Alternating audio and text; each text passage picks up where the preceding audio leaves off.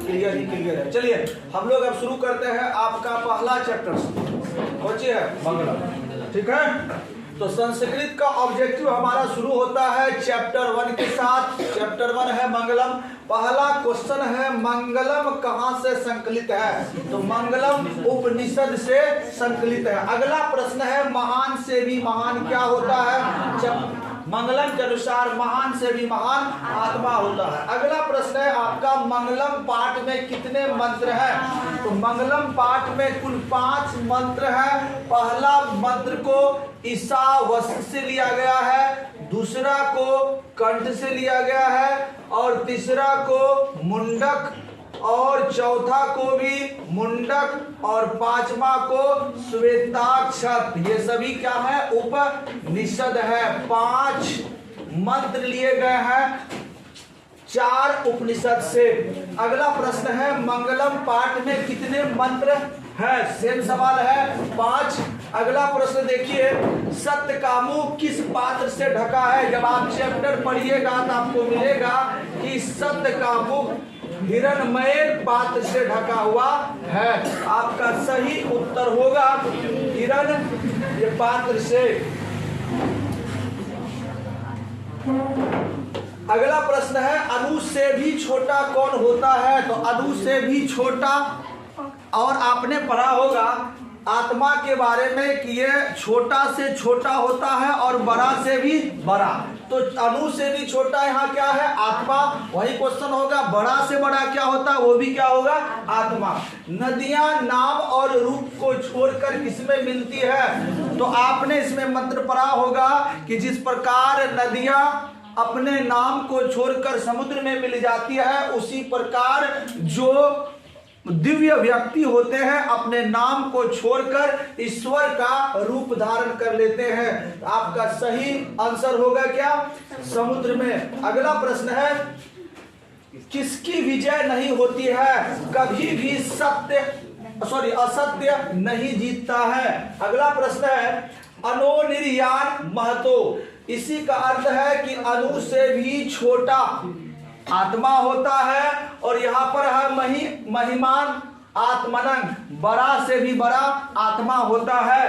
तो प्रश्न ये है कि इनको लिया कहाँ से गया था, इनको लिया गया था कंठोपनिषद से। अगला प्रश्न है वेदा मेतन पुरुषं महानतम, वेद ही इस संसार में एक आदित्य वर्ण के समान, सूर्य के समान चमक रहा है। इस जो मंत्र है किस उपनिषद से लिया गया है, तो जब आप पढ़िएगा तो सबसे लास्ट का मंत्र चैप्टर का जिसको लिया गया है श्वेताश्वर उपनिषद।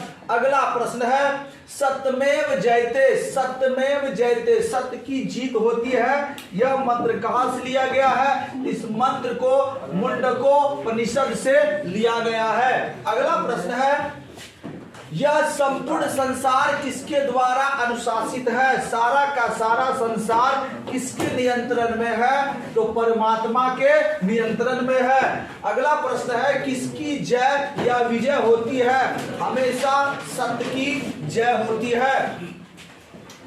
अगला प्रश्न हम देखते हैं उपनिषद के रचनाकार कौन है, तो उपनिषद के रचनाकार महर्षि वेद व्यास हैं। कितने उपनिषद हैं, तो कुल 108 उपनिषद हैं। अगला प्रश्न है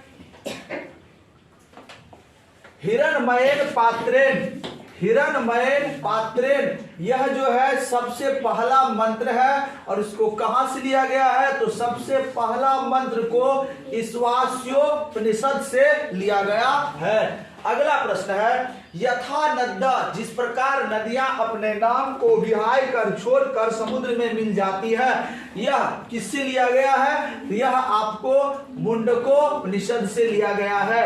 अगला है आत्मा के गूढ़ रहस्य की, आत्मा के गूढ़ रहस्य की व्याख्या किसमें किया गया है, तो आत्मा से संबंधित जो मंत्र है वो मंत्र आपका दूसरा है, और वो दूसरा जो है कठोपनिषद से लिया गया है। अगला प्रश्न आपका है, परमात्मा के महिमा का वर्णन किसमें किया गया है? परमात्मा के महिमा का वर्णन श्वेताश्वरोत्तर उपनिषद में किया गया है। अगला प्रश्न है, देवलोक का मार्ग किससे प्राप्त होता? अगर आप देवलोक जाना चाहिएगा, मोक्ष की प्राप्ति करना चाहिएगा, उसका एक मार्ग है सत्य। अगला प्रश्न है, प्राणियों के हृदय रूपी गुफा में कौन स्थित रहता है? तो प्राणियों के हृदय रूपी गुफा में आत्मा स्थित रहता है। विद्वान अपने नाम और रूप को छोड़कर किसको प्राप्त करते हैं? सही ऑप्शन होगा परमात्मा। अगला प्रश्न है, मृत्यु को वश में कौन कर लेता है? जो भी व्यक्ति ज्ञानी होता है वो मृत्यु को वश में कर लेता है। मृत्यु को वश में करने का अर्थ जन्म मृत्यु के बंधन से मुक्त होना, अर्थात मोक्ष की प्राप्ति कर लेना। अगला प्रश्न है, सत्य से क्या प्राप्त होता है? तो सत्य से आपको देवलोक की प्राप्ति होगी। अगला प्रश्न है, सत्य का खजाना कहाँ है? तो सत्य का खजाना कहाँ है? देवलोक में। अगला प्रश्न है, उपनिषद किस शास्त्र के सिद्धांत को प्रकट करता है? उपनिषद किस शास्त्र के सिद्धांत को प्रकट करता है? यह मानव शास्त्र के सिद्धांत को प्रकट करता है। अगला, उपनिषद में किसकी महिमा का गान किया गया है? उपनिषद में किसकी महिमा का गान किया गया है? तो परमात्मा। उपनिषद की संख्या कितनी है? 108। सत्य के मुंह पर से पर्दा हटाने की याचना किससे की गई है? तो परमात्मा से किया गया है कि हे ईश्वर, सत्य के मुंह से जो हिरण्मय पात्र है उनको हटा दे। अब चलते हैं चैप्टर नंबर 2, पाटलिपुत्र वैभवम। यह इनका पहला प्रश्न हमारे सामने है, पाटलिपुत्र वैभवम। पाट में किस शहर का वर्णन है? सभी जानते हैं, बिहार की राजधानी पटना। अगला प्रश्न है, पटना का इतिहास कितना वर्ष पुराना है? 2500 वर्ष पुराना। दामोदर गुप्त ने किस काव्य की रचना की? दामोदर गुप्त ने किस काव्य की रचना की? दामोदर गुप्त ने कुटनीमत काव्य की रचना की। अगला प्रश्न है, पाटलिपुत्र किस प्रांत की राजधानी है? हमारा अपना बिहार। अगला प्रश्न है, किसके काल में पाटलिपुत्र की रक्षा व्यवस्था सबसे उत्कृष्ट थी? तो चंद्रगुप्त मौर्य के काल में। सरस्वती का कुलगिरी विद्या का घर किस महानगर को कहा गया? पाटलिपुत्र को। अगला, परिभूत पुरंदर स्थानम, ये शब्द भी किसके लिए उपयोग किया गया? तो पाटलिपुत्र। अगला प्रश्न है, गुरु गोविंद सिंह का जन्म स्थल कहाँ है? आज भी जाइएगा पटना साहब, जो पटना सिटी के नाम से जाना जाता है, वहां सिख के 10वें गुरु गोविंद सिंह का जन्म स्थल है। सही उत्तर होगा पाटलिपुत्रम या पटना। यूनान का राजदूत कौन था? यूनान का राजदूत मेगास्थनीस था, जो चंद्रगुप्त मौर्य के दरबार में आए थे और उसने एक बेहतरीन पुस्तक लिखी थी, नाम था इंडिका। अगला प्रश्न है, मेगास्थनीस पटना किसके समय आया था? तो चंद्रगुप्त मौर्य के समय। अगला प्रश्न है, पाटल पुष्पों की पुतलिका रचना के आधार पर पटना कौन सा नाम है? पाटल पुष्पो, इसी के नाम पर पाटल से ही हुआ है पाटलिपुत्र। तो ऑप्शन नंबर सी। उसी तरह आगे पढ़िएगा, पुष्पपुर से पुष्पपुर और कुसुम से कुसुमपुर भी पटना का नाम प्रचलित था। पटना के कौमुदी महोत्सव कब मनाया जाता था? तो गुप्त काल में, पाटलिपुत्र में शरत काल में, गुप्त वंश के समय शरत काल में, ठंडा के समय इस महोत्सव को मनाया जाता था। तो आपका सही ऑप्शन क्या होगा? गुप्त वंश। और किस काल में? शरत काल में। पाटलिपुत्र पटना के नाम से कब से प्रसिद्ध हुआ? पाटलिपुत्र पटना के नाम से यह मध्यकाल में, जब अंग्रेज लोग भारत आए तो उस समय से इसका नाम पटना हो गया। कुटनी मतम काव्य के कवि कौन है? अभी अभी पढ़ाए थे, दामोदर गुप्त। अगला प्रश्न आपका है, राजशेखर की रचना कौन सी है? राजशेखर ने लिखा था काव्य मीमांसा। कौमुदी महोत्सव किस ऋतु में मनाया जाता था? शरद ऋतु में। अगला प्रश्न है, पटना नगर की पालिका देवी कौन है? पटना नगर का जो पालिका देवी, उनके रक्षक है, उनका पालन करने वाला वो है पटन देवी। अगला प्रश्न है, पाटलिपुत्र का बुद्ध काल में क्या नाम था? पाटलिपुत्र का बुद्ध काल में पाटलिग्राम था, और गौतम बुद्ध कई बार पाटलिग्राम आए और उसने कहा कि यह भविष्य में महानगर बनेगा, किंतु यह कला से, अग्निकांड से, भय से, डर से हमेशा पीड़ित रहेगा। अगला प्रश्न है, किस काल में पटना का नाम पाटलिग्राम था? किस काल में पटना का नाम? तो बुद्ध के समय। पृथ्वी का तिलक कौन सा महानगर था? पृथ्वी का जो तिलक था वो पाटलिपुत्र था, जो एक समय मगध की राजधानी भी थी। पाटलिपुत्र किस नदी के किनारे है? सभी जानते हैं, गंगा के उत्तर दिशा में पाटलिपुत्र अर्थात पटना के उत्तर दिशा में गंगा नदी बहती है। गांधी सेतु कहाँ अवस्थित है? तो गांधी सेतु पाटलिपुत्र में अवस्थित है। एक समय ये एशिया का सबसे बड़ा सड़क पुल हुआ करता था। गोलघर कहाँ अवस्थित है? तो गोलघर पटना में अवस्थित है। अगला प्रश्न है, महावीर मंदिर कहाँ है? एक बहुत ही प्रसिद्ध बजरंगबली का मंदिर है। जब पटना जंक्शन से आप उतरिएगा तो कुछ ही दूर में एक बहुत विशाल मंदिर है, जिसे महावीर मंदिर कहा जाता है, और यह स्थित है हमारे पटना में। पटना शब्द की उत्पत्ति किस शब्द से हुआ है? पटना शब्द की उत्पत्ति पत्तन से हुआ है। अगला प्रश्न है, कौमुदी महोत्सव कहाँ मनाया जाता था? कौमुदी महोत्सव कहाँ मनाया जाता था? पाटलिपुत्र में, गुप्त वंश के समय, शरत काल में।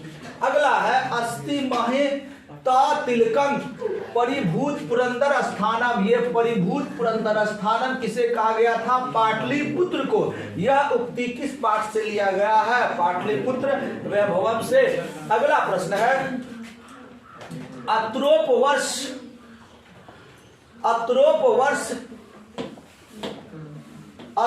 वर्ष वर्षावी है ख्याति मूप जगमू। ये शब्द जो है कहा गया था गौतम बुद्ध के द्वारा। पाटलिग्राम जब आए थे तो उसने कहा था कि यह पाटलिग्राम एक समय महानगर बनेगा, और दिनों दिन इसकी समृद्धि, इनकी सौंदर्यता तो बढ़ती जाएगी, लेकिन हमेशा यह बाढ़ से, कलह से, अग्निकांड से पीड़ित रहेगा। और यह जो वाक आप देख रहे हैं, यह उक्ति किस पाठ से संकलित है? तो यह है पाटलिपुत्र वैभवम से। अगला प्रश्न है, मध्यकाल में पाटलिपुत्र कितने वर्षों तक उपेक्षित रहा? सभी जानते हैं 1000 वर्षों तक पटना का विकास नहीं हो पाया। मध्यकाल में पाटलिपुत्र के उपेक्षित रहने का संकेत किस पुस्तक से मिलता है? यह बात मुद्रा राक्षस से मिलता है। अगला प्रश्न है, सिखों के 10वें गुरु कौन थे? तो मैंने अभी आपको बताया, Guru Govind Singh. Option number D. मोरकालीन अवशेष कहाँ मिलता है? तो मोरकालीन अवशेष पटना में। एशिया महादेश का सबसे बड़ा सेतु कौन है लिख रहा है? कौन था हम कह सकते हैं? वो है गांधी सेतु। अगला प्रश्न आपका है, पाटलिपुत्र का नामांतरण अर्थात दूसरा नाम क्या है? तो पाटलिपुत्र को उसके आस पड़ोस में कुसुम या बहुत अधिक फूल होने के कारण उसे कुसुमपुर या पुष्पपुर भी कहा जाता था। प्राचीन पटना नगर किस संप्रदाय का पूजनीय स्थल है? यहाँ पर सिख संप्रदाय के 10वें गुरु गोविंद सिंह का जन्म हुआ था, इसलिए यह सिख संप्रदाय के लिए पूजनीय स्थल है। अगला प्रश्न है, किसका जन्म स्थान गुरुद्वारा के नाम से जाना जाता है? सही आंसर होगा गुरु गोविंद सिंह। सरस्वती परंपरा कहाँ प्रसिद्ध थी?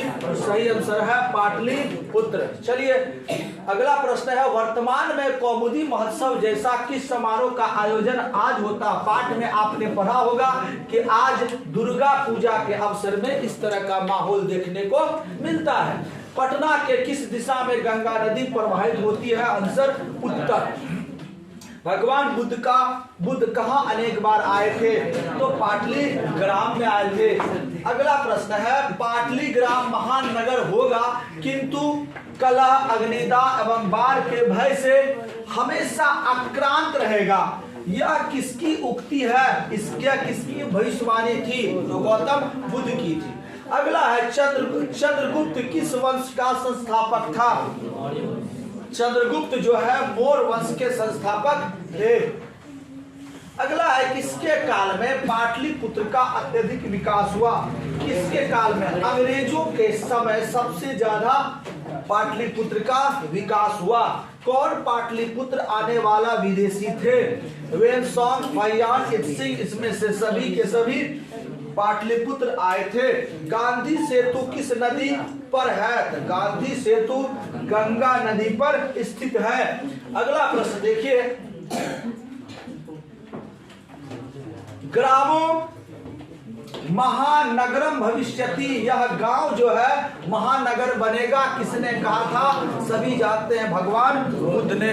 2 अध्याय आपका समाप्त हो गया। अब तीसरा अध्याय का ऑब्जेक्टिव हम लेके जा रहे हैं, आलस कथा। बिल्कुल इससे बाहर कहीं क्वेश्चन नहीं रहेगा, एक बार आप देख लीजिए। आलस कथा पाठ कहां से संकलित है? आलस कथा पुरुष परीक्षा नामक पाठ से या ग्रंथ से संकलित है। आलस कथा के रचयिता कौन है? मिथिला के महान कवि विद्यापति।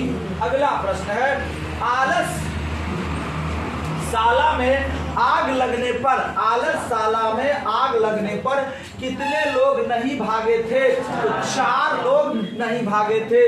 वास्तविक आलसियों की संख्या कितनी थी? 4।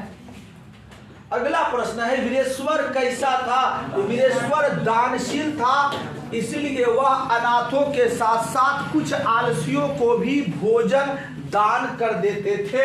नीतिकार आलस को क्या मानते हैं? नीतिकार आलस को महारिपु, रिपु अर्थात शत्रु मानते हैं। Option number B. घर में लगी आग को देखकर कौन लोग पलायमान हो गए? तो बहुत सारे धूर्त लोग आलसी बनकर आए थे, वैसे लोग घर में आग लगा देखकर पलायन हो गए। आपका सही ऑप्शन होगा डी, धूर्त लोग। अगला प्रश्न है, चारों आलसियों को कैसे बाहर किया गया? तो चारों आलसियों को केस पकड़कर बाहर निकाला गया। बनावटी आलस दिखाकर कौन भोजन ग्रहण करते थे? लोग धूर्त लोग थे। आलस कथा अंतर्गत मिथिला में कौन मंत्री था? तो मंत्री का नाम था वीरेश्वर।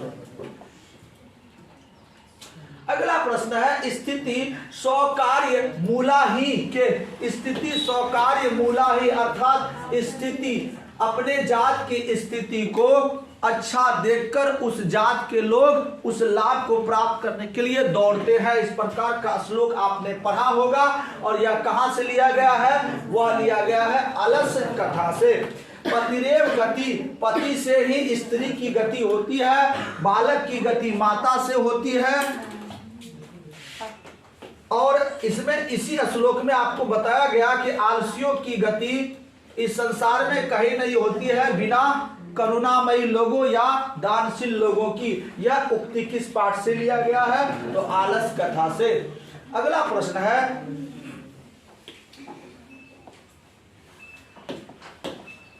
निर्गतिना च जठरेन अपि वहिना, यह उक्ति किस पाठ से संकलित है? तो यह उक्ति अलस कथा से लिया गया है। अगला है, संसार में बच्चों का सच्चा रक्षक कौन है? आपने एक श्लोक पढ़ा होगा कि माँ से ही बच्चे की रक्षा होती है अर्थात गति होती है। वीरेश्वर कौन थे? वीरेश्वर मिथिला के मंत्री थे। Option number B. अगला प्रश्न, आलसशाला में आग क्यों लगाई गई थी? क्योंकि जब आलसशाला बनाया गया था तो यहाँ पर मुख्य उद्देश्य ये था कि जो ओरिजिनल आलसी है, असली आलसी है, उन्हें मुफ्त में भोजन दिया जाए। लेकिन कुछ धूर्त लोग वहाँ जमा हो गए थे, जिससे बहुत अधिक भोज पदार्थ या द्रव्य खर्च होने लगा था और धूर्त आलसियों को भगाने के लिए ही घर पर आग लगाया गया था, या कहिए आलसियों की परीक्षा लेने के लिए घर पर आग लगाया गया था। अगला प्रश्न है, करुणानिक के बिना किसकी गति नहीं है? करुणानिक दयाशील दयालु व्यक्ति के बिना आलसियों की इस संसार में गति नहीं है। आलस कथा पाठ में किस महत्व का वर्णन किया गया है? किसके महत्व का? मानव के गुणों का।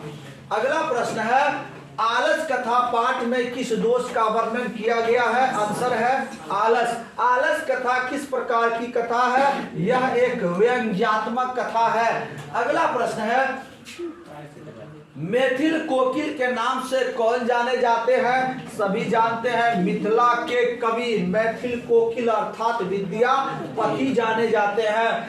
आलसियों को कौन अन्न और वस्त्र देते थे? वीरेश्वर। गरीब और अनाथों को प्रतिदिन भोजन कौन कराता था? तो वीरेश्वर। अगला प्रश्न है, पुरुष परीक्षा नामक ग्रंथ किस भाषा में लिखी गई थी? तो पुरुष परीक्षा नामक ग्रंथ संस्कृत भाषा में लिखी गई थी। आपका अध्याय 3 समाप्त होता है। अब हम चलते हैं अध्याय 4, संस्कृत साहित्य लेखिका। पहला प्रश्न है, सर्व शुक्ला सरस्वती किसकी उक्ति है? अथवा सर्व शुक्ला सरस्वती किसने कहा था? तो यह जो है दंडी द्वारा कहा गया था। अगला है, जनक की सभा में शास्त्रार्थ कुशल कौन थे? जनक की सभा में जो पुरुष संत थे उससे महिला संत ने वाद विवाद किया था। उस महिला संत का नाम क्या था? तो गार्गी। अगला प्रश्न है, आधुनिक काल की संस्कृत लेखिकाओं में कौन अति प्रसिद्ध है? अति प्रसिद्ध है पंडिता क्षमा राव। अगला है, विजयांका का काल किस शतक को माना जाता है? अष्टम। अगला प्रश्न है, वनमाला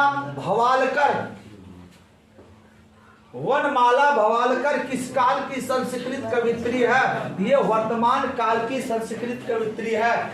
यज्ञवालक अपनी पत्नी मैत्री, यज्ञवालक की पत्नी कौन थी? मैत्री को किसकी शिक्षा दिया था? तो उसको दिया था आत्म तत्व की शिक्षा। अगला प्रश्न है, विजय भट्टारिका किसकी पत्नी थी? विजय भट्टारिका किसकी पत्नी थी? तो यह चंद्रादित्य की पत्नी थी। पंडिता क्षमाराव द्वारा रचित सत्याग्रह गीता, सत्याग्रह नाम से ही पता चलता सत्याग्रह किनका था? महात्मा गांधी का। कहता किसके दर्शन द्वारा प्रभावित है? तो महात्मा गांधी। ऋग्वेद में कितनी महिला ऋषिकाओं का वर्णन प्राप्त है? इस चैप्टर में मुख्य रूप से महिला जो संत हुई है, महिला जो पंडित हुई है, उनके बारे में चर्चा किया गया है। तो ऋग्वेद में कितनी महिला ऋषियों का वर्णन है? आंसर है 24, जिसमें अथर्ववेद में 5 महिला ऋषिकाओं का वर्णन किया गया है। शंकर चरित्र के रचनाकार कौन है? शंकर चरित्र के रचनाकार पंडिता क्षमाराव हैं। अगला प्रश्न है, यज्ञवालक ने आत्म तत्व, यज्ञवालक की पत्नी जो थी उसी को उसने आत्म तत्व की शिक्षा दी थी। अभी आपने पढ़ा, इसकी पत्नी का नाम था मैत्रेयी। काहे गप करता है? गंगा देवी का समय क्या है? यह 14वीं सदी की पंडिता थी। आधुनिक काल की संस्कृत कवित्री कौन है? आधुनिक काल की संस्कृत कवित्री पंडिता क्षमा राव है। याज्ञवालक की पत्नी कौन थी? याज्ञवालक की पत्नी मैत्रेयी थी। अगला प्रश्न आपका है, महाभारत में किस लेखिका का उल्लेख है? महाभारत को लिखने में कई लेखक और लेखिकाओं ने अपना भूमिका निभाई थी। उसमें से भी एक लेखिका है जिनका नाम क्या है? सुलभा। वर्तमान काल की संस्कृत लेखिका कौन है? तो वर्तमान इस समय संस्कृत लेखिका के रूप में मिथिलेश कुमारी मिश्र को जानी जाती है। अगला प्रश्न है, अथर्ववेद में कितनी महिला ऋषिकाओं का वर्णन प्राप्त? हमने भी बताया था 5। अगला प्रश्न है, कंपन राय किसकी पत्नी है? तो कंपन राय की पत्नी कौन थी? तो जो महान पंडिताथी क्षमा राव, इनके पति का नाम था कंपन राय। अब चलते अध्याय 5वां, भारत महिमा। भारत महिमा का पहला प्रश्न, गायत्री देवा, देवता लोग गाते हैं भारत भूमि के बारे में। तो भारत महिमा में पहले जान लेते हैं 5 पद है, 5 भाग, 5 कहिए पंक्ति कहिए या पद कहिए या पदांश कहिए है, जिसमें से 2 मंत्र है और 3 जो है अध्यक्ष द्वारा बनाए गए हैं। तो जो पहला है ये मंत्र है, देवता लोग गा रहे हैं, भारत का गुणगान कर रहे हैं। तो प्रश्न है कि गायन्ति देवा पुरुषा श्रुतवात, यह पद किस पुराण से लिया गया है? जो पहला पद है उसे विष्णु पुराण से लिया गया है और दूसरा पद जो है उसे भागवत पुराण से लिया गया है। तो पहला पद को कहां से लिया गया है? विष्णु पुराण। और ये दूसरा पद आ रहा, ओह हमेशा ईश्वर द्वारा कितना सुंदर स्थल का निर्माण किया गया है, यह भी भगवान लोग गा रहे हैं और इसे लिया गया है भागवत पुराण से। अगला प्रश्न, भारत महिमा पाठ का द्वितीय श्लोक या पद किस पुराण से संकलित है? ऑप्शन है बी, भागवत पुराण।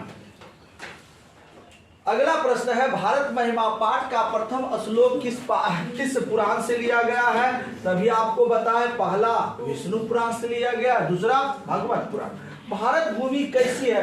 भारत भूमि जब आप पाठ को पढ़िए तो विशाल है, निर्मला है और वत्सला है। ऑप्शन डी, ए, बी और सी। किस देश में देवता बार बार जन्म लेना चाहते हैं? हमारा प्यारा भारत। किसकी महिमा सर्वत्र गाई जाती है? हमारा भारत। भारत की शोभा से कौन प्रसन्न होते हैं? कौन प्रसन्न होते हैं? तो ईश्वर लोग। किस देश का गुणगान देवता लोग करते हैं? भारत। पुराण के रचनाकार कौन है? महर्षि वेदव्यास। अगला है, भारत भूमि किससे सेवित है? भारत भूमि झरना से, सागर से, पर्वत, इनमें सभी से सेवित है। अगला प्रश्न है, भारत महिमा का आधुनिक पद, भारत महिमा का आधुनिक पद की रचना किसने की? अभी आपको बताए, पहला विष्णु पुराण, दूसरा भागवत पुराण, जो 3 बचा अध्यक्ष महोदय द्वारा। तो आपका सही ऑप्शन होगा सी, अध्यक्ष। जगत का गौरव कौन है? तो जगत का गौरव भारत है। भारत महिमा पाठ में कितने पद हैं? तो 5 पद हैं। किसकी गीत देवता गाते हैं? किसकी गीत गाते हैं? तो भारत वर्ष की गाते हैं। अगला प्रश्न है, देवता क्या गाते हैं? देवता क्या गाते हैं? स्तुति, लोरी, गीत, इनमें से कोई नहीं। ऑप्शन होगा गीत। कौन गीत गाते हैं? देवता, दैत्य, मनुष्य, जंतु। तो गीत तो मनुष्य भी गाते हैं, लेकिन पाठ में देवता गा रहे हैं। अगला चैप्टर हमारा है भारत संस्कार, अध्याय 6। देखते इस पाठ को। प्राचीन काल में शिष्य को क्या कहते थे? प्राचीन काल में जो शिष्य होता था वो ब्रह्मचारी होता था। अगला प्रश्न, संस्कार कितने हैं? संस्कार 16 है, जिसे 5 वर्गों में बांटा गया है। 5 वर्गों में एक आपका जन्म से पूर्व, ध्यान देने वाली बात है, आप पढ़े होंगे पाठ, जन्म से पूर्व आपने 3, शेषवावस्था में आपने पढ़ा था 6, शिक्षा में आपने पढ़ा था 5, 6, 3, 9, 5, 14 और गिरहस्थ में आपने विवाह को पढ़ा था जिसकी संख्या 1 थी, और मरने के बाद अंत्योष्टि होता था जिसकी संख्या 1 थी। इस प्रकार से टोटल 16 संस्कार होते हैं। अगला प्रश्न,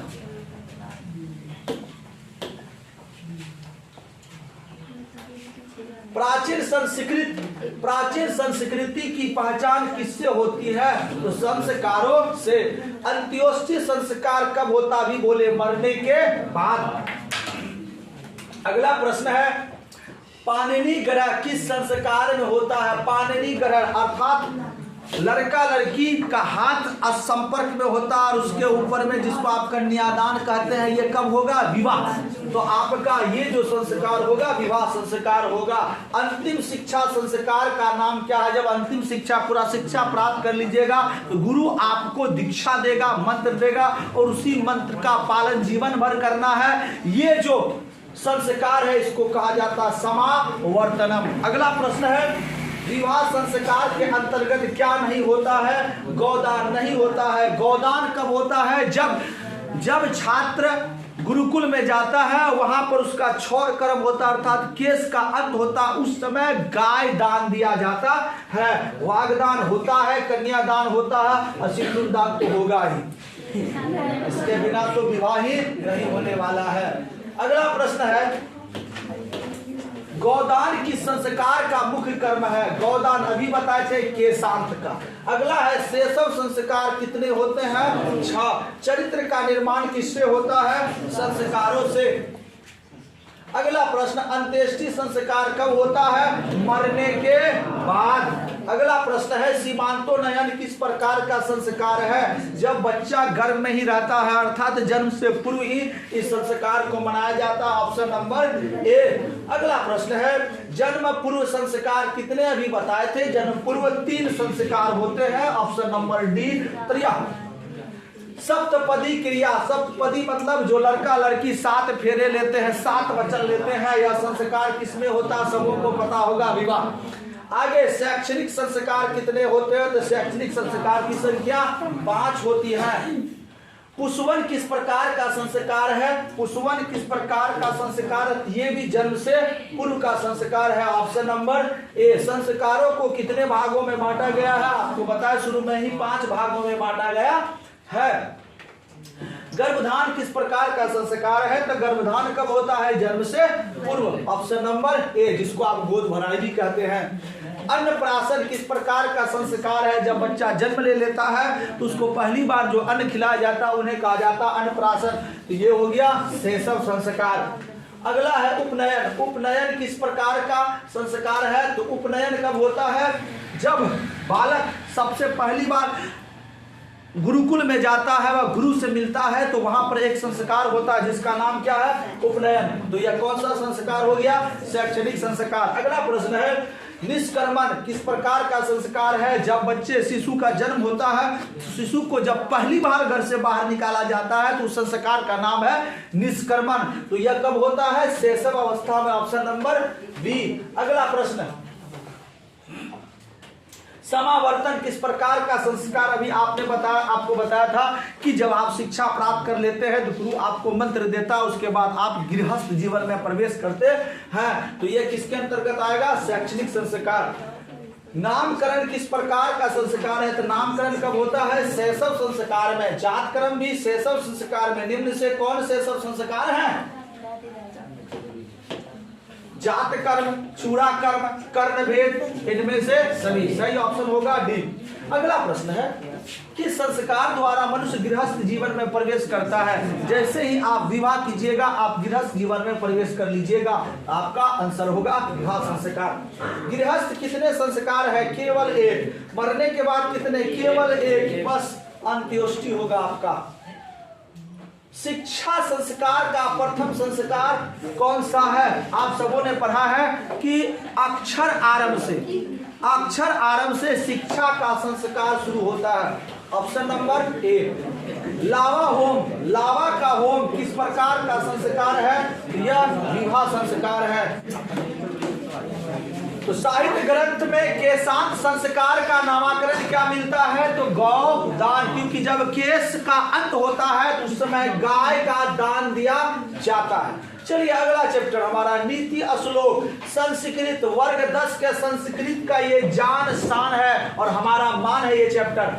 पहला क्वेश्चन, विदुर नीति किस ग्रंथ का अंश विशेष है? तो विदुर नीति कहां से है? महाभारत। क्यों महाभारत से है? क्योंकि जब महाभारत का युद्ध समीप आ रहा था तो धृतराष्ट्र अपने चित्त की शांति के लिए विदुर से कुछ प्रश्न पूछते हैं और विदुर उसका समुचित उत्तर देते हैं। वही प्रश्न उत्तर एक ग्रंथ बना जिसका नाम विदुर नीति था और यह भाग किसका हो गया? महाभारत का। Option number B.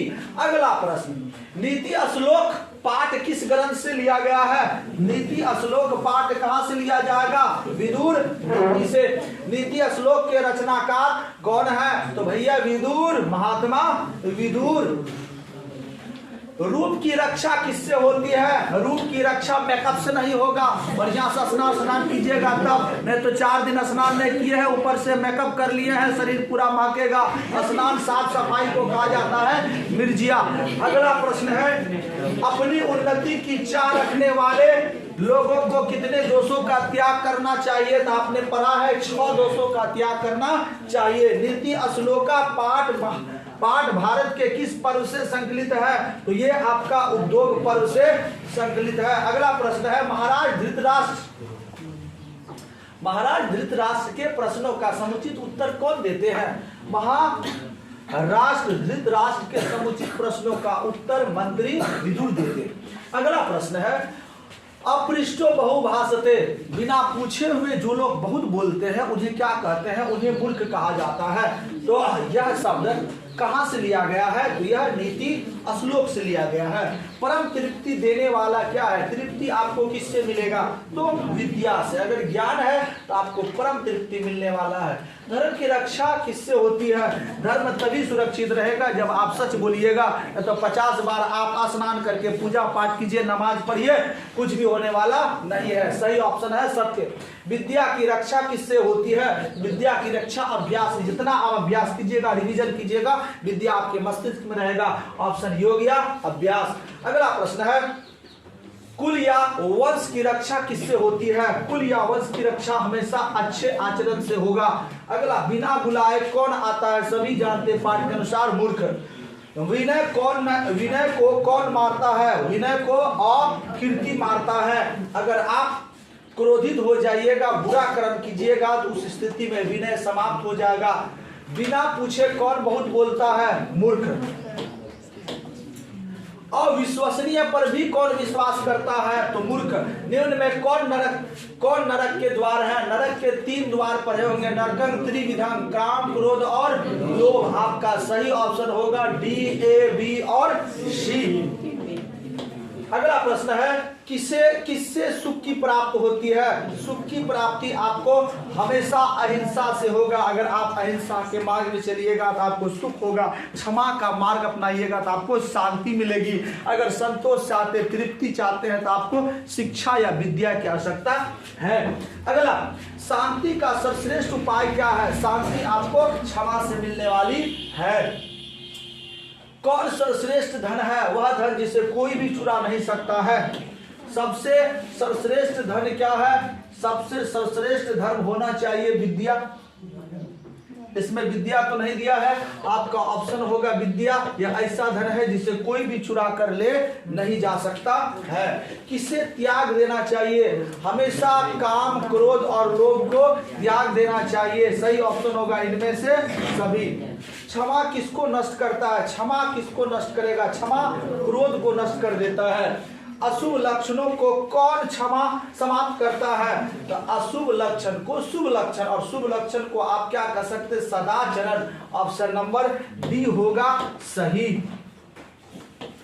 अगला प्रश्न है, गरीबी को कौन दूर करता है? तो गरीबी तभी दूर होगा जब आप कड़ी मेहनत करेंगे, परिश्रम करेंगे। अपयश को कौन नष्ट करता है? तो विनय। विनय जो है आपके अपयश को, आपके मनमुटाव को दूर कर देगा।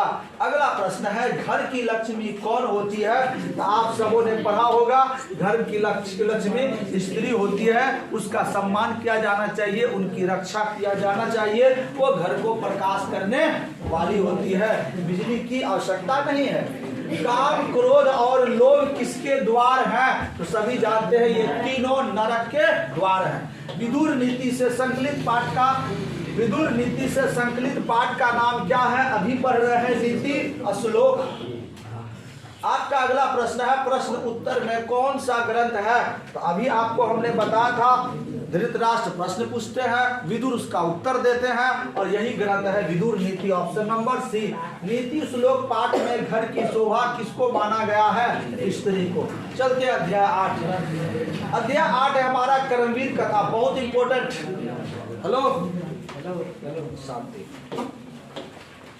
भीखन टोला गांव कहाँ है? तो बिहार राज्य के दुर्गम प्रांत में भीखन टोला नामक गांव है। दलित ग्रामवासी पुरुष की कथा कौन है? तो यह है कर्मवीर कथा। कर्मवीर कौन था? राम प्रवेश राम। लक्ष्मी किसका वर्ण करती है? तो जो भी मेहनती लोग होते हैं, उद्योगी लोग होते हैं, उसी पर लक्ष्मी अर्थात धन दौलत लक्ष्मी की कृपा होती है। कर्मवीर राम प्रवेश राम के परिवार के सदस्यों की कुल संख्या कितनी थी? 4 थे। उनके पिता, माता, राम प्रवेश राम और उनकी छोटी सी बहन। उद्योगी पुरुष सिंहास्यमपति लक्ष्मी, कहता उद्योगी पुरुष के ही सर पर लक्ष्मी वास करती है, उसी के घर में लक्ष्मी का वास होता है। यह उक्ति किस पाठ का है? तो यह उक्ति कर्मवीर कथा का है। अगला प्रश्न है, कर्मवीर कथा समाज के किस वर्ग की कथा है? तो यह दलित वर्ग की कथा है। Option number B. कर्मवीर अर्थात राम प्रवेश राम कहाँ का रहने वाला था? तो यह भीखन टोला का रहने वाला लड़का था। दलित पुरुष कौन था? राम प्रवेश राम। Option number C. अगला प्रश्न, कर्मवीर राम प्रवेश राम ने किस परीक्षा में उच्च स्थान प्राप्त किया? सभी जानते हैं केंद्र लोक सेवा आयोग की परीक्षा में इसे उन्नत स्थान अर्थात उच्च स्थान प्राप्त हुआ था। भीखन टोला देखने कौन आए थे? भीखन टोला देखने के लिए एक नवीन दृष्टि नई सोच वाले कौन आए थे? शिक्षक। अगला प्रश्न है, बालक राम प्रवेश राम किसके शिक्षण शैली से आकृष्ट हुआ था? बालक राम प्रवेश राम अध्यापक अर्थात शिक्षक के शिक्षण शैली से आकृष्ट हुआ था। इसके अनुसार ऑप्शन नंबर आपका बी होगा सही, बिल्कुल सही। अगला प्रश्न, नवीन दृष्टि संपन्न शिक्षक किस विद्यालय में आए थे? तो वहां पर भीखन टोला गांव से 1 कोस की दूरी पर एक विद्यालय स्थापित किया गया था। कौन सा विद्यालय था? प्राथमिक विद्यालय। भीखन टोला गांव में प्राथमिक विद्यालय की दूरी कितनी थी? तो 1 कोस थी। अगला प्रश्न है,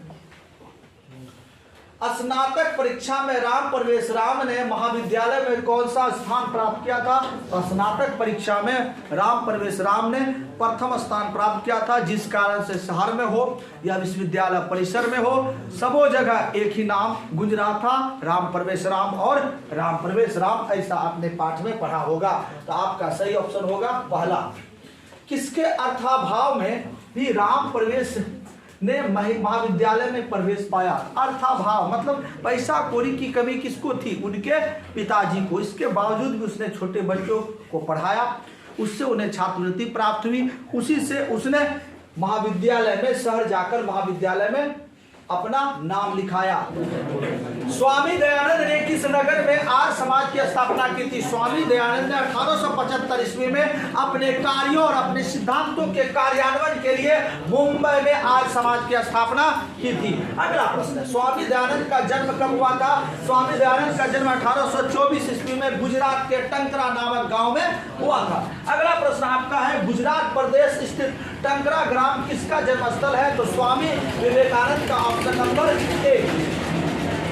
अगला प्रश्न है, स्वामी दयानंद कौन थे? स्वामी दयानंद महान समाज उद्धारक थे, समाज सुधारक थे। Option number B. Arya Samaj संस्था के संस्थापक कौन थे? Swami Dayanand Saraswati. Option number B.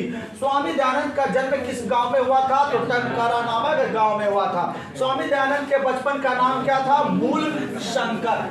अगला प्रश्न है, स्वामी दयानंद की शिक्षा की शुरुआत किस भाषा के माध्यम से हुई थी? तो उसकी शुरुआत संस्कृत भाषा के माध्यम से हुई थी। आर्य समाज की स्थापना उसने कब की थी? 1875 ईस्वी में मुंबई में। अगला प्रश्न देखिए, स्वामी दयानंद का जन्म किस प्रांत में हुआ था? तो स्वामी दयानंद का जन्म गुजरात प्रांत में हुआ था। Option number A. Satyarth Prakash की रचना किसने की? तो सत्यार्थ प्रकाश की रचना स्वामी दयानंद ने की थी। अगला प्रश्न, स्वामी दयानंद के माता पिता किसके उपासक थे? तो भगवान शिव के उपासक थे। स्वामी दयानंद के गुरु कौन थे? तो स्वामी दयानंद के गुरु कौन थे? मथुरा के एक अंधे कवि थे जिसका नाम था विरजानंद। सही ऑप्शन होगा सी। अगला प्रश्न है स्वामी दयानंद की मृत्यु कब हुई थी? स्वामी दयानंद की मृत्यु 1883 ईस्वी में हुई थी। वेद भाष्य की रचना किसने की थी? स्वामी दयानंद ने। स्वामी दयानंद घर छोड़कर कहाँ गए थे? तो वह घर छोड़कर मथुरा गए थे और मथुरा में अंधे कवि विरजानंद के पास पहुंचे और वहां उसने वेदों का अध्ययन किया और उसी से दीक्षा पाकर वो यहाँ वहां वेदों का संभाषण करने लगे। अगला प्रश्न है हिंदू समाज को छोड़कर किसने धर्मांतरण अपनाया? तो दलित लोग हिंदू समाज को छोड़ करके अन्य धर्म की ओर जाने लगे और उसका प्रमुख कारण था गरीबी। किसके कहने पर स्वामी दयानंद ने वैदिक ग्रंथ का प्रचार किया था? अपने गुरु विरजानंद। दयानंद ने वेद भाष्य की रचना किस भाषा में की थी? तो वह संस्कृत में भी किया था और हिंदी में, इसलिए ऑप्शन नंबर सी, ए और बी। किस काल में भारत समाज कुरीतियों से दूषित था? तो मध्य काल में भारत समाज कई प्रकार की कुरीतियों से दूषित था। आर्य समाज। अगला प्रश्न है आर्य समाज दयानंद के अनुयायी द्वारा किस विद्यालय की स्थापना की? तो आर्य स्वामी दयानंद की मृत्यु होने के बाद स्वामी दयानंद के याद के लिए, स्वामी दयानंद के सिद्धांतों और कार्यों के कार्यान्वयन के लिए देश विदेशों में एक विद्यालय का स्थापना उनके अनुयायियों द्वारा किया गया था, जिस विद्यालय का नाम था DAV दयानंद एंग्लो वैदिक विद्यालय, ऑप्शन नंबर बी। और इसके अलावा गुरुकुल की भी स्थापना की थी, ऑप्शन नंबर ए भी। इस प्रकार समझ सकते हैं ऑप्शन नंबर सी, ए और बी दोनों। अगला है स्वामी दयानंद कब से मूर्ति पूजा के विरोधी बन गए? जब शिव का जागरण उसके यहाँ हो रहा था तो जागरण के लिए रात में मूल शंकर अर्थात स्वामी दयानंद से जागरण करवाया गया था और उसने देखा था कि एक मूषक या चूहा कहिए, वो मूर्ति के आगे, भगवान शिव के आगे जो द्रव रखे थे उनको खा रहे हैं, मूर्ति पर चढ़ रहे हैं, जिससे उनको लगा कि यह मूर्ति तुच्छ है और उसने मूर्ति पूजा पर से उसका पूरा विश्वास समाप्त हो गया और उसी समय पूजा को छोड़ करके वह वहां से निकल गए और उसी दिन से मूर्ति पूजा पर से उनका पूरी तरह से विश्वास समाप्त हो गया और वह रात था शिवरात्रि का। अध्याय 10 मंदाकिनी वर्णम। मंदाकिनी वर्णम प्रश्न है मंदाकिनी वर्णम पाठ के कवि कौन थे? तो सभी जानते हैं यह रामायण का एक भाग है और रामायण का वाल्मीकि के अयोध्या कांड के 95वें सर्ग से इसे लिया गया है। मंदाकिनी वर्णम पाठ रामायण के किस कांड से संकलित है? तो अयोध्या कांड। अगला प्रश्न है मंदाकिनी वर्णम पाठ में किस नदी का वर्णन किया गया है? उस नदी का नाम गंगा है। अगला है वनवास प्रसंग में राम सीता लक्ष्मण के साथ कहां पहुंचते हैं? तो वह चित्रकूट पहुंचते हैं। मंदाकिनी नदी किस पर्वत के निकट है? तो वह चित्रकूट पर्वत के निकट है। अगला प्रश्न है रामायण के रचनाकार कौन है? तो रामायण के रचनाकार वाल्मीकि है। मंदाकिनी नदी में कौन स्नान करते हैं? ऋषि मुनि गण। अयोध्या कांड के किस ग्रंथ का भाग है? या अयोध्या कांड के किस ग्रंथ का भाग है? रामायण। मंदाकिनी वर्णम पाठ वाल्मीकि रामायण के अयोध्या कांड के किस सर्ग से संकलित है? तो 95वां। अगला प्रश्न रघुवंश महाकाव्य के रचनाकार कौन है? आप सभी जानते हैं रघुवंश काव्य के रचनाकार कालिदास जी है। कालिदास ने रघुवंश महाकाव्य के किस सर्ग में मंदाकिनी नदी का वर्णन किया था? 13वें सर्ग में। मंदाकिनी नदी का वर्णन करते हुए राम ने किससे संबोधित किया था? तो राम किसको बार बार संबोधित कर रहे थे? सीता को। मंदाकिनी राजा की क्या दिखती थी? मंदाकिनी नदी का जो तट इतना सुंदर था वो ऐसा लग रहा था कि राजा के स्नान करने का तालाब है। तो आपका सही ऑप्शन क्या होगा? नलनीमीव अर्थात तालाब, ऑप्शन नंबर सी। हंस सारिस से सेवित विचित्र तटों वाली कौन है? तो विचित्र तटों वाली किसे कहा गया था? मंदाकिनी को अर्थात गंगा को। नृत्य करते कौन दिखता है? नृत्य करते हुए कौन दिखता है नदी के चारों ओर? चित्रकूट के पर्वत। कौन मंदाकिनी नदी के जल को पीकर गंदा कर दिया? आपने पाठ में पढ़ा था कि मृग के झुंड, हिरण के झुंड उस नदी को के जल को पीकर उन्हें क्या किया था? गंगा। ऑप्शन नंबर ए। वाल्मीकि गंगा वर्णन में प्रकृति का चित्रण किस छंद में किया गया है? सही ऑप्शन होगा अनुष्टुप छंद। अगला प्रश्न है वाल्मीकि रामायण से कौन सा पाठ संकलित है? तो वाल्मीकि रामायण से जिस पाठ को संकलित किया गया है उसका नाम है मंदाकिनी वर्णम। 11 व्याघ्र पथिक कथा, बहुत इंपॉर्टेंट पाठ है।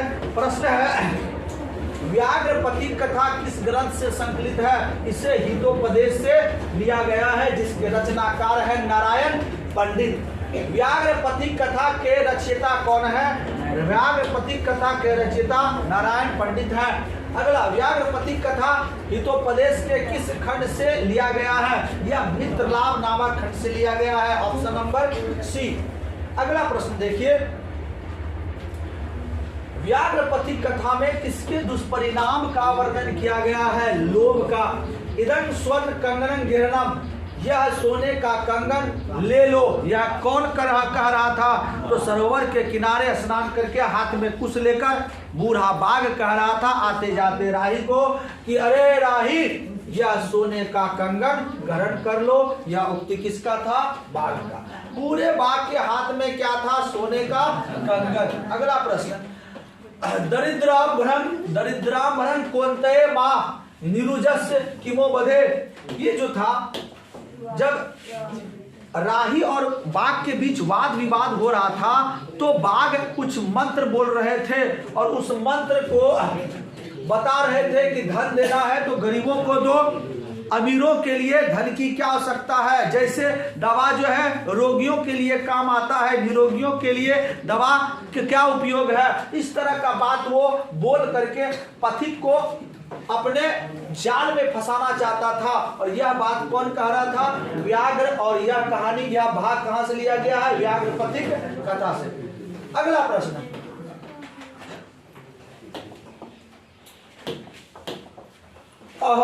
महापक्य पतितो अस्सी अत स्व महाउत्थापयामि। बाघ कह रहा था अंत में तुम जो है महाकीचड़ में फंस गए हो, अभी रुको मैं तुम्हें उठाता हूं। यह कथन किसका था?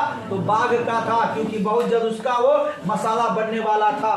कथन मरात्मके तवेहि विश्वासी, क्यों तुम जैसे हिंसात्मक जीवों पर मैं विश्वास करूं। यह किसकी उक्ति थी? तो पथिक की थी।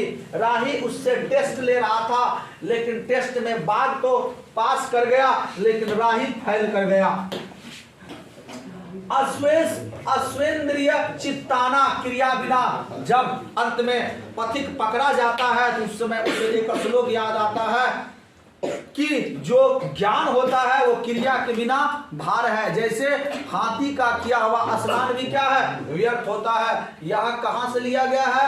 व्याघ्र पथिक कथा से लिया गया है। अगला प्रश्न दात्विक सात्विक विदु, यह पद किस पाठ का देना है? तो यह दान गरीबों को दो, यह कहां से लिया गया है? तो यह लिया गया व्याघ्र पथिक कथा से। अगला प्रश्न है आपका अनिष्ट दिष्ट लाभोपि तदापि मृत्युये, यह पद किस पाठ से लिया गया? फिर वही व्याघ्र पथिक कथा। कंगनं तू लोभे मृत्यु यथा, यह पद किस पाठ से लिया गया है? व्याघ्र पथिक कथा। क्रिया किसके बिना भार स्वरूप है? क्रिया किसके बिना? तो ज्ञान के बिना भार स्वरूप है। पथिक कहां फंस गया? पथिक कीचड़ में फंस गया। दुराचारी कौन था? तो आप जानते हैं दुराचारी कौन था? बाघ कहता था कि सुन रे राही मैं जवानी में बड़ा दुराचारी था। अगला प्रश्न है कौन स्नान किए हाथ में कुश लिए तालाब के किनारे बोल रहा था? बूढ़ा बाघ। पथिक किसके द्वारा मारा गया और खाया गया? बूढ़ा बाघ के द्वारा। मजा आया होगा, मजा बाघ को आया होगा। मैं वंशहीन हो गया हूं किसने कहा? यह बात बूढ़ा बाघ ने कहा था। पथिक को किसने मारा? पथिक को बूढ़ा बाघ ने मारा। कौन अपने को दानी और वृद्ध बताया था? व्याघ्र। अगला प्रश्न देखिए, किस जीव पर विश्वास नहीं करना चाहिए? हिंसक जीव पर कभी भी विश्वास करना नहीं चाहिए। आपका सही ऑप्शन होगा हिंसक ए। अगला, बूढ़ा बाघ कहाँ बोल रहा खड़ा था? बूढ़ा बाघ तालाब के किनारे बोल रहा था। कुत्र तव कंगनम, कहाँ है तुम्हारा कंगन? किसकी उक्ति है? यह बात किसने पूछा था? पथिक ने। भाग्योन उत्सव भवती, कहता भाग से ही ऐसा संभव होता है कि कोई आदमी सोना का कंगन मुझे दे रहा है। यह बात किसके मन में विचार आया था? राही के मन में, पथिक के मन में। किसे धन नहीं देना चाहिए? किसे नहीं देना चाहिए? तो धनवान को धन नहीं देना चाहिए। अगला प्रश्न, कौन लोभ से प्रभावित हुआ? लोभ से पथिक प्रभावित हुआ था। Option number C. सात्विक दान क्या है? तो सही देश में, सही काल में और सही पात्र को दिया गया दान ही सात्विक दान कहलाता है। ऑप्शन नंबर डी, ए, बी, सी। 13वां, विश्व शांति। बस कुछ ही क्षणों में आपका संस्कृत का ऑब्जेक्टिव समाप्त होने वाला है।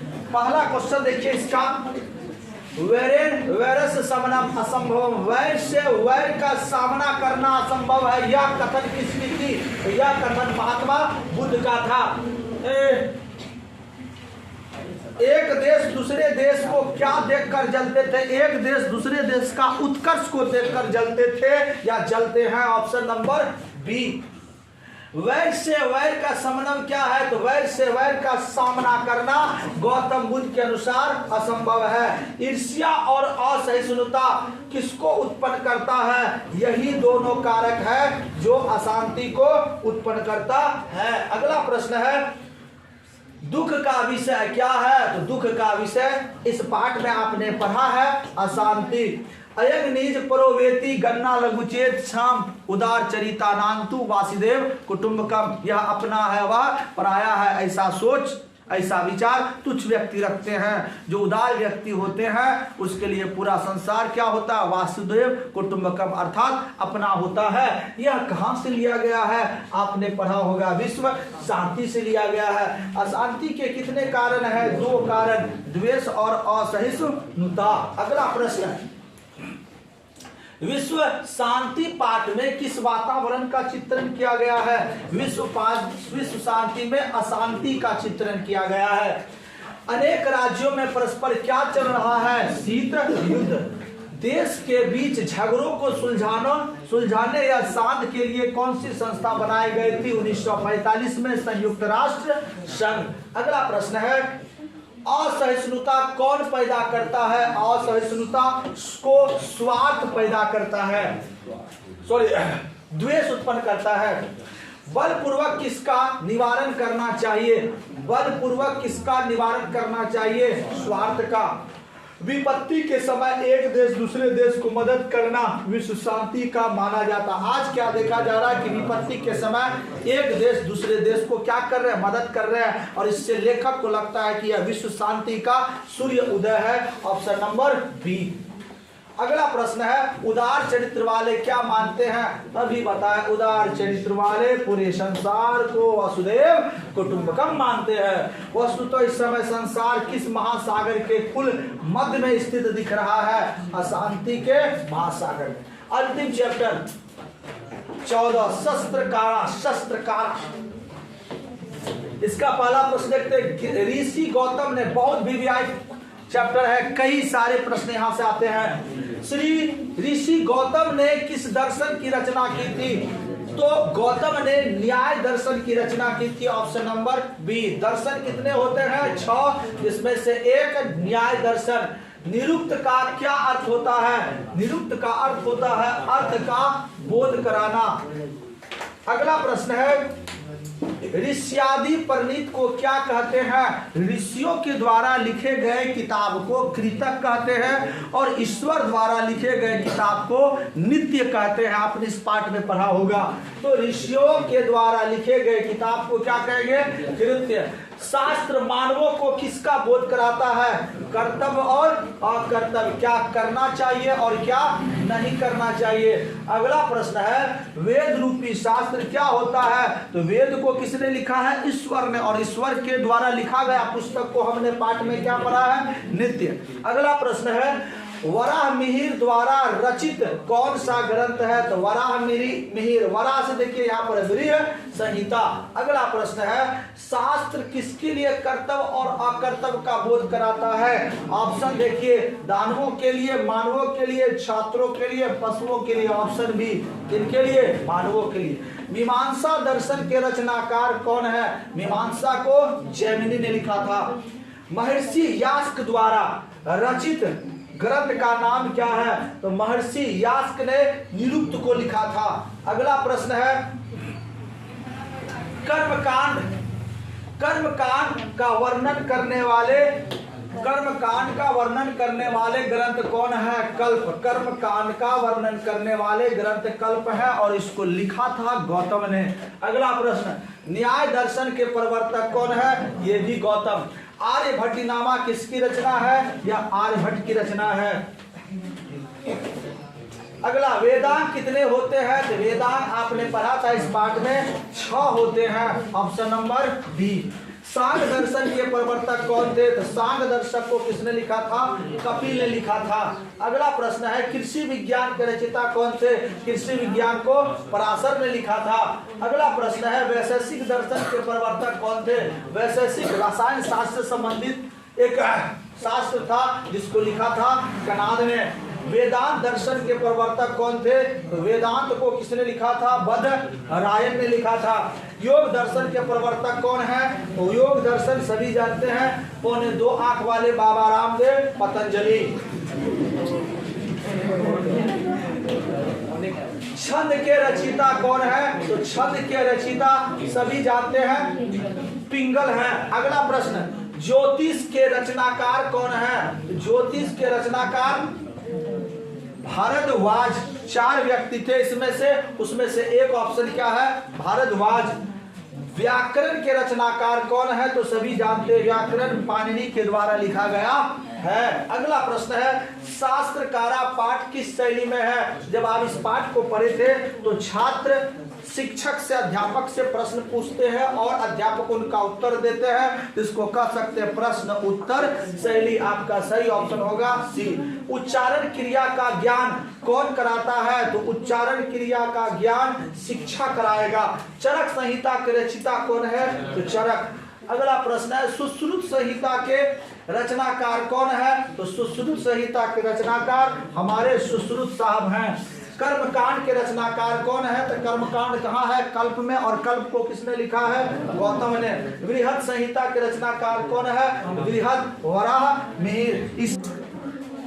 चलिए, हम लोग के पास है 12वां अध्याय, कर्णस दानवीरता। कर्णस दानवीरता का पहला क्वेश्चन है, कर्णस दानवीरता पाठ किस ग्रंथ से संकलित है? तो इसे लिया है कर्णभार नामक पाठ से।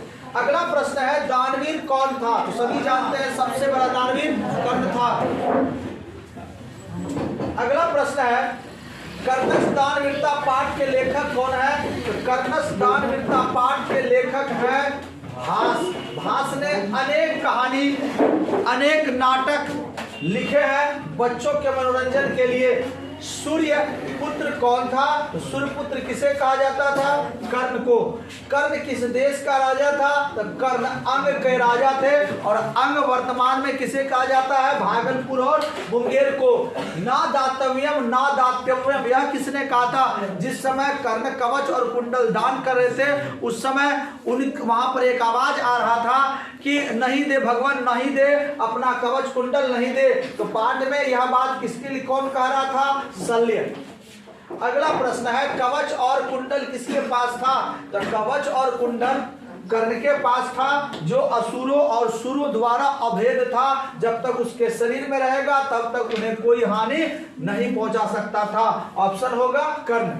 कर्ण किसके पक्ष से लड़ा था? तो कर्ण किसके पक्ष से लड़ रहा था? कौरव। अर्जुन किसके पक्ष से लड़ रहा था? तो अरुण 5 भाई पांडव के पक्ष से लड़ रहे थे।